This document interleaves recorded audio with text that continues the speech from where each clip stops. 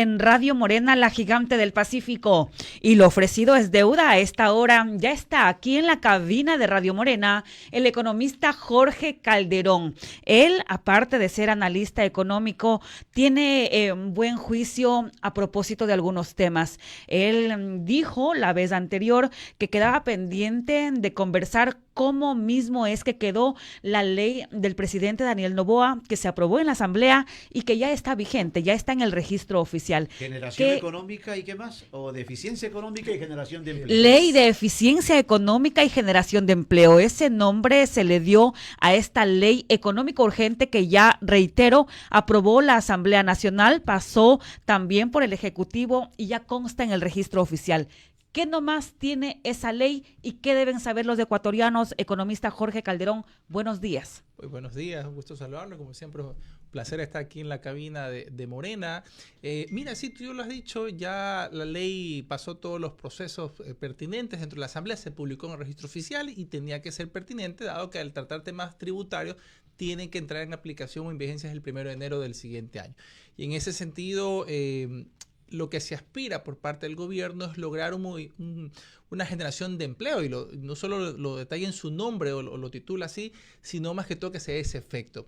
Sin duda es importante los incentivos que se puedan brindar. En este aspecto, inicialmente la reforma planteaba a partir de cierto rango otorgar esos incentivos. Ya en el tratamiento por parte de los distintos grupos legislativos, no importa si se genera 1, 2 o 3 empleos, se genera ese incentivo, cambia o se incrementa si se enfoca a jóvenes de universidades o instituciones públicas, que me parece pertinente porque de alguna forma busca también darle o generarle más oportunidades, pero per se en ese punto, por más incentivos que existan, no necesariamente la economía se va a mover. Es lo ideal, pero si hay otros factores que necesitan atenderse, por ejemplo, una empresa cuando contrata a un trabajador, y especialmente contrata a un joven, lo hace cuando tiene un aumento de la demanda, sin entrar con mayores factores.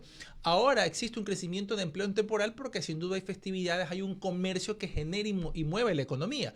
Pero la empresa o las empresas necesitan esa estabilidad jurídica, necesitan esa seguridad ciudadana para que sus trabajadores puedan desplazarse, para que no tengan que estar siendo extorsionados o vacunados, como se conoce. Entonces, todo eso es parte de un entorno que se necesita mejorar para que incentivos como la reforma generen el efecto deseado. Entonces, sin duda, avanza ya en algo, pero hay que generar otros aspectos más para que ese contexto realmente sea favorable.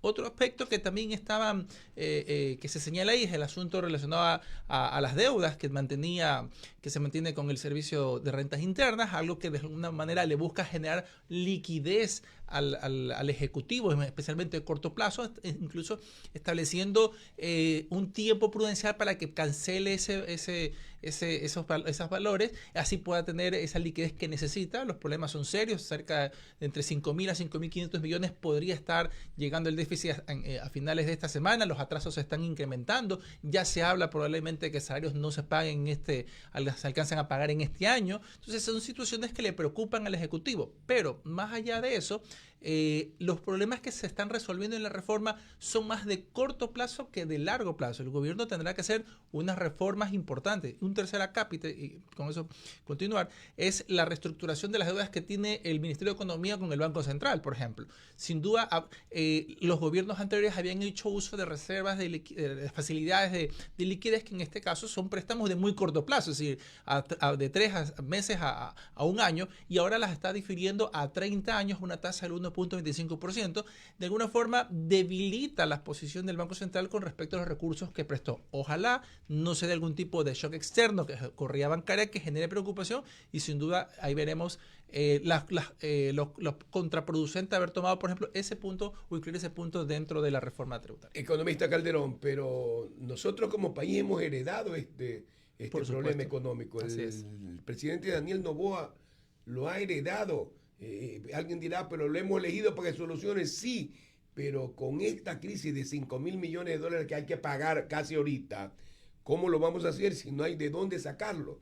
Entonces, por eso inclusive la AME y todo este grupo, del grupo lacista de AME, ahora están hasta preparando una movilización para exigirle al gobierno actual. Yo le decía, ¿y por qué no le exigieron al presidente que los engañó, al señor ¿cómo es que se llama?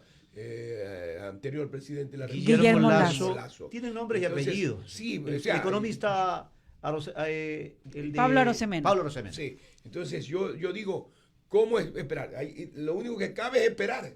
Esperar para comenzar a producir. Si no comenzamos a producir, ¿cómo solucionamos el problema? Yo decía también, habrá que hacer una nueva regulación para que el Banco Central no afloje los dineros cuando un presidente de la República le venga a exigir, que eso es lo que pasó. Le exigió tanto dinero al Banco Central, que en el gobierno anterior, que ya no tenemos ni de dónde prestarle un poquito más al Banco Central. Usted lo mencionaba justamente, estimado abogado. El AME es casi el 20% de esas deudas atrasadas, esos 5.000 y un poquito más de millones, el 20% corresponde a AME, a todo lo que es un gobiernos seccionales. Y hay que tener presente que lo que se fue cancelando en el periodo anterior es con respecto a los pagos atrasados. Y no se canceló los pagos correspondientes a los periodos de turno, y ahí justamente el atraso de un poco más de $1.000 millones. Entonces, que sin duda afecta a las ciudades porque no le tienen esa liquidez para pagar a los proveedores, para hacer la obra pública que se necesita, y que a su vez genera el empleo en estos entornos ciudadanos. Entonces, sin duda tiene que hacer varias opciones de corto plazo. La reforma tributaria, que justamente consultaba Mayra, es parte de esas soluciones de corto plazo, darle liquidez, pero necesita tomar medidas que ayuden a darle sostenibilidad a la liquidez en mediano y largo plazo. Ya se está hablando de la focalización de subsidios, por ejemplo. Asuntos de endeudamiento externo, está muy difícil que lo pueda hacer. Hay un riesgo país elevado como para salir a mercados internacionales. ¿Qué le queda? Si hace con China, ya sabemos las condiciones que siempre existen, preventas petroleras, algún tipo de garantías especiales. Si lo hace con organismos multilaterales, que si bien son las condiciones bastante atractivas en plazos y de pago, periodos de gracia y tasa de interés, el problema está en las reformas que le va a exigir. Y ya sabemos por dónde va la reforma. Va a ser o subir impuestos o bajar mucho más el gasto. Entonces, reformas que nadie se ha atrevido a hacer a profundidad. Entonces, y ahí vamos a lo que usted me consultaba. ¿Qué pasa con esos, con qué otros recursos tiene a la interna? Ya se han tomado todo lo que han podido del Banco Central, se han tomado todo lo que se ha podido del Instituto Ecuatoriano de Seguridad Social. Entonces, ya se está hablando incluso de generar bonos para que el sistema financiero los adquiera, dados los excesos de liquidez que ellos tienen. Entonces, hay situaciones en que ya se nos está reduciendo las alternativas para poder obtener liquidez. Entonces, si no hace un ajuste del gasto, especialmente en subsidios, que yo creo que ahí va a ser lo principal que se puede hacer, sin que esto signifique que se toque a aquellos grupos vulnerables o que realmente necesitan ese subsidio, lo requiere, porque hay un subsidio en el cual no se es eficiente.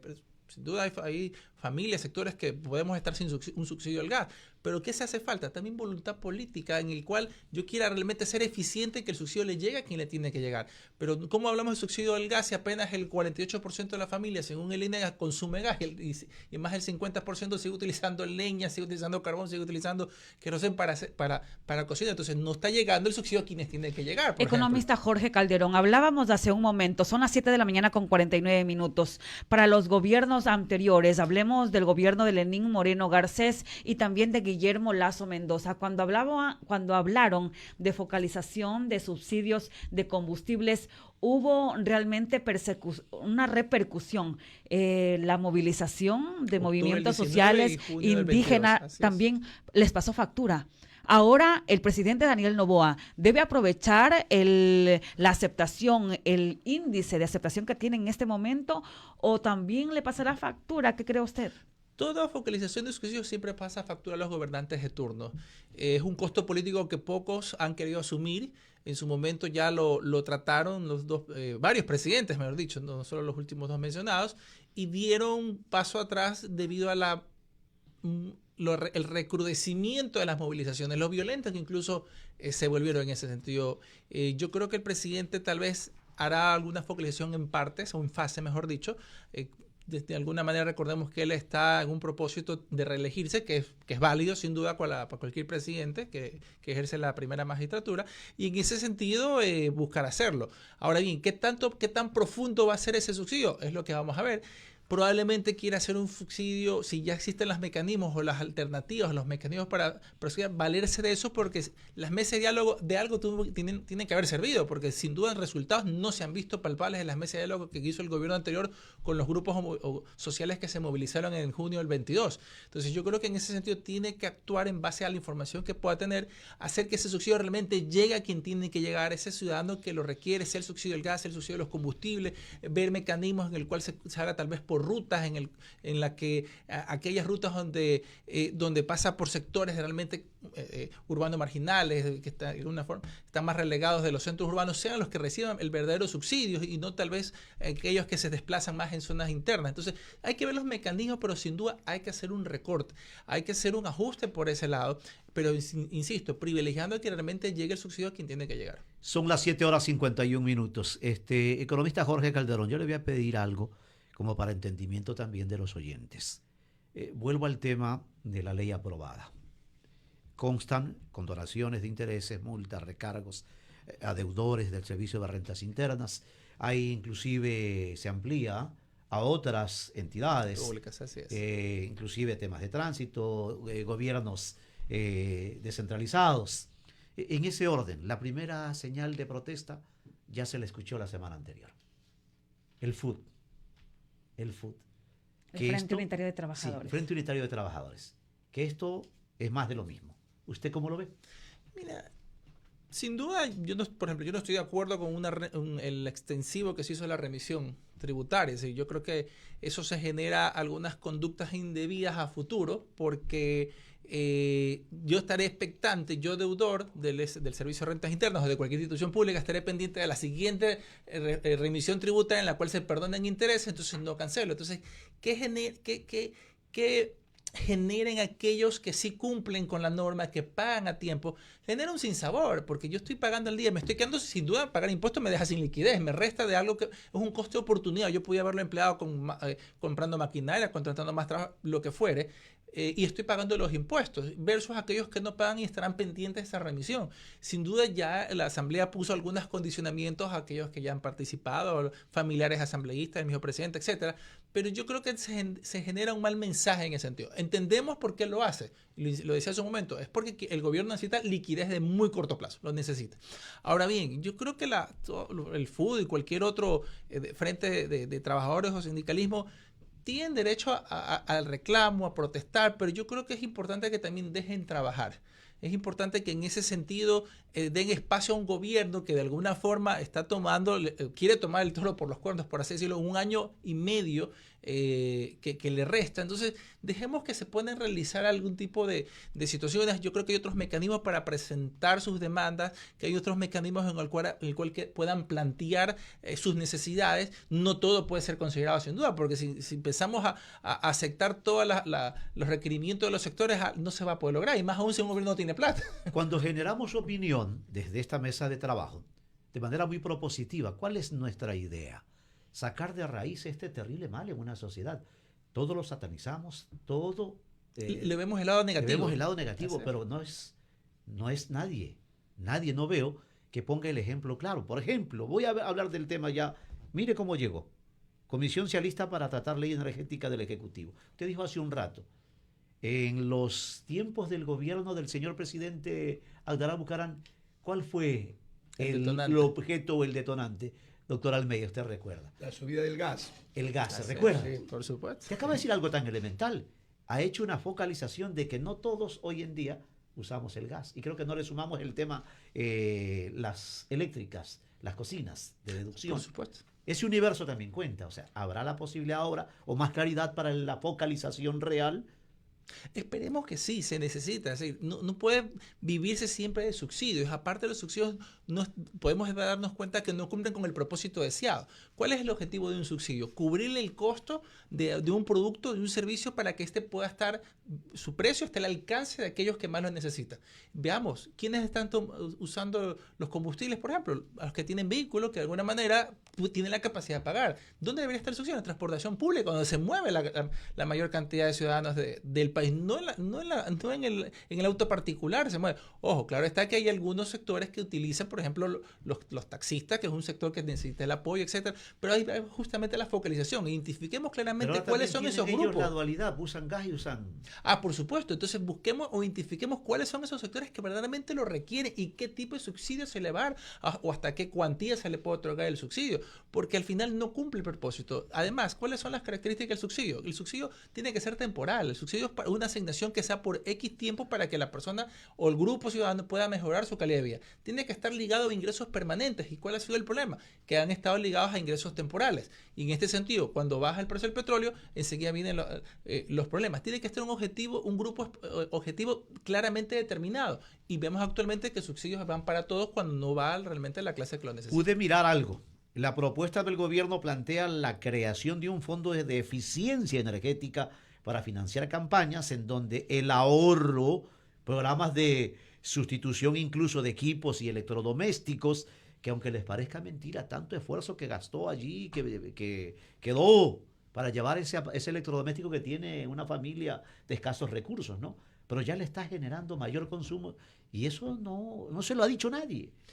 Y yo creo que esa eficiencia energética hay que impulsarla, no solo a niveles de empresas, sino también de hogares. Sin duda hay inversiones importantes, porque si yo quisiera reemplazar la electricidad en mi casa por una generada de tipo solar, la inversión es importante, pero mientras más consumidores estén inmersos en esa demanda, los precios van a poder ir bajando paulatinamente. Habrá que revisar cuál es la estructura de aranceles que existen actualmente que afecten a la importación de paneles solares, por ejemplo, porque si ahí el gobierno pudiese hacer algo, no lo digo porque no estoy claramente en esa parte entendido, pero si hubiesen aranceles en temas de paneles solares, bajémoslos para que la importación resulte mucho más menos costosa y en este sentido se motive que las familias especialmente, no solo las empresas que sin duda van a poder pagarlo, pero familias hagan sustitución de energía eléctrica por generación por paneles solares. Hablan inclusive de incentivos tributarios por el ahorro de energía que se verían reflejados en la aplicación de la deducción del impuesto a la renta, por ejemplo. Es un interesante cruce de cuentas que podría existir. Yo creo que va a ser importante. Eso también va a ayudar a que muchas personas decidan formalizarse. ¿Por qué? Hay especialmente emprendedores que no deciden hacerlo, prefieren actuar bajo la informalidad, pero si ven un incentivo de estas características en una empresa o un emprendimiento que necesita un alto consumo energético, y si me formalizo, yo ya podré aplicar esas deducciones. Entonces, son cuestiones interesantes que ayudarían también muchísimo a que la estructura pública tenga una eficiencia en el cruce de información que en muchas ocasiones no las tenemos. Y eso ayudaría justamente a poder verificar consumo y generar política pública. Trato en lo posible el tema de bonos. No hablo de los bonistas, de los que se llevan... De los acreedores. De los acreedores de bonos. Hablo de aquella persona que busca un bono. En el Ecuador es necesario, mire, cada vez que tenemos aquí en el estudio entrevistas, nos aparecen mensajes. Oiga, a mí me han sacado del bono y yo no he logrado cambiar mi situación económica, sigue siendo la misma de años. ¿Qué es lo que pasa en ese orden, en el entorno social? Pero ahora el gobierno está tratando de hacer un crédito para este grupo de personas vulnerables, ¿no? Y focalizar también focalizar aún más, no focalizar, desarrollar aún más la posibilidad de que la gente se reincorpore a la producción. O sea, esto en algún momento en el Estado ecuatoriano, en los gobiernos de, creo que el señor Correa, y parte del señor Lenín Moreno dieron créditos anticipados para la gente que necesita el bono, y eso le permitió poner un negocio, por ejemplo, ¿no? Pedían $1,000, $2,000 y eso podían poner un negocio. Parece que esa es la idea que... Pero para ir más o menos focalizar, yo decía focalizar es a quiénes les debe de llegar ese bonito. Es importante ahí que se haga una revisión exhaustiva del registro social para que se identifique adecuadamente quién lo merite, quién no. Si hay casos penosos de personas que es evidente que lo necesitan y han salido del registro social, ¿qué criterios se están considerando o fueron considerados en su momento para que unas personas entren y otras salen? Entonces yo creo que esa amerita una verdadera revisión del registro social y en este sentido plantear alternativas o retomar alternativas que fueron interesantes y que sin duda ayudan muchísimo porque...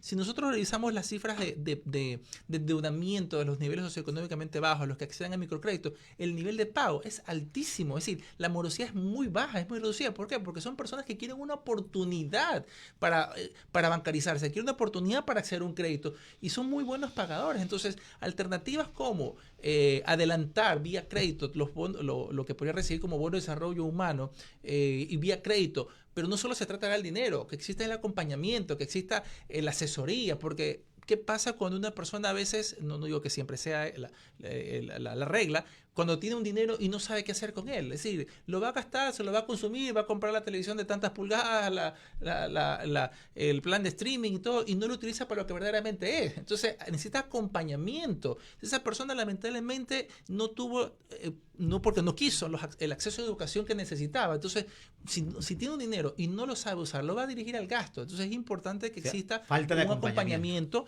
aparte de esas iniciativas del acompañamiento, que incluso vea cómo se los puede encadenar con empresas. Ahí puede haber un incentivo interesante en ese sentido para que se pueda hacer encadenamientos productivos con esos micro empresarios que tal vez accedan a un bono de desarrollo humano, los encadene con pequeñas, con medianas, con grandes empresas y le dé incentivos tributarios a estas empresas por encadenar productivamente con estos emprendedores. Es decir, tengo que buscar esos mecanismos en el cual entre todos nos ayudemos y no solo por una iniciativa pública. Para concluir, en la ley dicen que ya no se puede pagar $500 en efectivo. ¿Por qué? Bueno, eso es algo interesante que han incluido. Yo creo que es parte de esta lucha que el gobierno del presidente Noboa se ha establecido contra el lavado de activos, todo lo que es corrupción. Y si bien existían ya disposiciones desde la misma UAFE desde que a partir de los $1,000, bajar a 500 es para seguir haciéndole más complicados, por así decirlo, estas transacciones irregulares que se dan por estos montos. Tal forma que si yo quisiera después aplicar a una deducción de impuestos, etcétera, y detecte transacciones por encima, todas tienen que estar debidamente registradas. ¿Le genera un tema de operatividad a los sistemas financieros? Sí, porque si yo quisiera lavar activos, por decir algo, ya no lo haré por 600, sino que tendré que hacer 2 de 250 o 2 de 300. Entonces aumenta el número de transacciones. Oiga, pero por corregir supuestamente o controlar aquello, le molesta la vida casi al 50% de gente que paga en efectivo. Yo le voy a ser sincero, yo pago en efectivo. Sí. No porque soy traficante ni porque soy lavador de activos. Lo que pasa es que dependo mucho del sector agrícola y el sector agrícola paga en efectivo. Así es uno de los sectores que más liquidez mueve. Sí. Así es. Entonces ahí hay un problema. Sí, no todo es perfecto, sin duda hay un buen propósito detrás de la medida, podríamos llamarlo así, pero hay ya efectos de operativos que sin duda van a complicar ese tipo de medidas, pero la idea es buscar un control para que el lavado de activos trate de tener más complicadas las transacciones. Economista Jorge Calderón, queremos agradecerle como siempre por esta visita al estudio de Radio Morena para hablar de estos temas. Un placer y que tengan una feliz fiesta y un feliz año a ustedes. No hablar solamente de macro, también de micro. Hay que encontrar soluciones a la microeconomía. Hay quienes solo se dedican a lo macro. Así es, al etéreo. Qué bien. Éxitos en la academia, gracias. Y en sus ejercicios diarios de la profesión a la cual usted. Hay que hablar también de educación, cualquier momento, con el economista Jorge Calderón. Y que tenga un feliz 2024, economista Jorge Calderón. Que nos siga acompañando. Por supuesto que sí, siempre un placer estar aquí. Siga con Radio Morena. Morena Noticias, en la radio que se escucha de frontera a frontera. Morena, siempre la primera.